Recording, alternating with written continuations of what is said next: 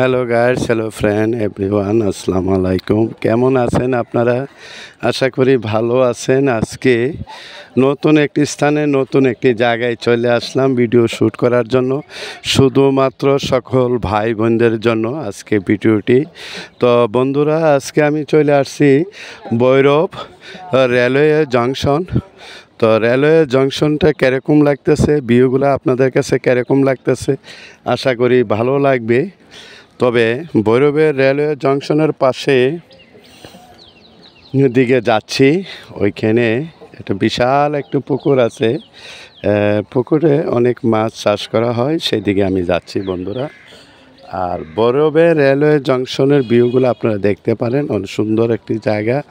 আর এইখান থেকে কিশোরগঞ্জ জেলা যাওয়া যায় ট্রেনে, এবং ময়মনসিংহ যাওয়া যায়।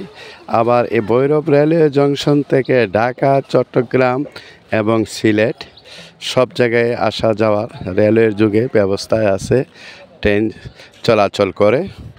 তো ভিউগুলো দেখতে থাকেন। আর পাশে আমি রেলওয়ের পুকুর, রেলওয়ে জংশনের পাশে যে পুকুরটা আছে, পুকুরের দিকে যাচ্ছি। পুকুরের ভিউটা আপনাদেরকে দেখাচ্ছে। এই যে পুকুরের দিকে চলে আসলাম বন্ধুরা, সুন্দর একটি জায়গা। তাই এই পুকুরটা যে গ্রামটার নাম হলো আমলাপাড়া। আমলাপাড়ার মাঝেই রেলওয়ের পুকুর, এটা ইজারাতে রাখছে। এখানে বিভিন্ন প্রজাতির বিভিন্ন জাতের মাছ চাষ করা হয় বন্ধুরা।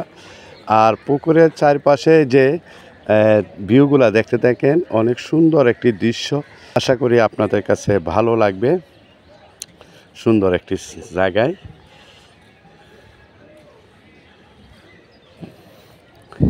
ভিউগুলা দেখতে থাকেন। এটা হলো রেলওয়ের পুকুর, আমলাপাড়া গ্রাম। রেলওয়ে ভৈরব রেলওয়ে জংশনের সাথেই পাশেই পুকুরটা। তা আপনাদের কাছে কেমন লাগলো, ইনবক্সে এসে আপনাদের মতামত জানাবেন। আর ভিডিওটি যদি আপনাদের কাছে ভালো লাগে, সাবস্ক্রাইব করে আমার চ্যানেলটির পাশে থাকবেন নতুন নতুন ভিডিও পাওয়ার জন্য। এই যে আমার যে পিছনে এই যে প্রকৃতির দৃশ্যগুলা, ভিউগুলা দেখাচ্ছি, অনেক সুন্দর এই জায়গা। তো রেলওয়ে পুকুর থেকে আমি বেরিয়ে চলে আসতেছি, সামনের দিকে চলে আসতেছি, আর ভিডিওটি শ্যুট করতেছি আপনাদের জন্য। তবে ভালো লাগবে আপনাদের কাছে।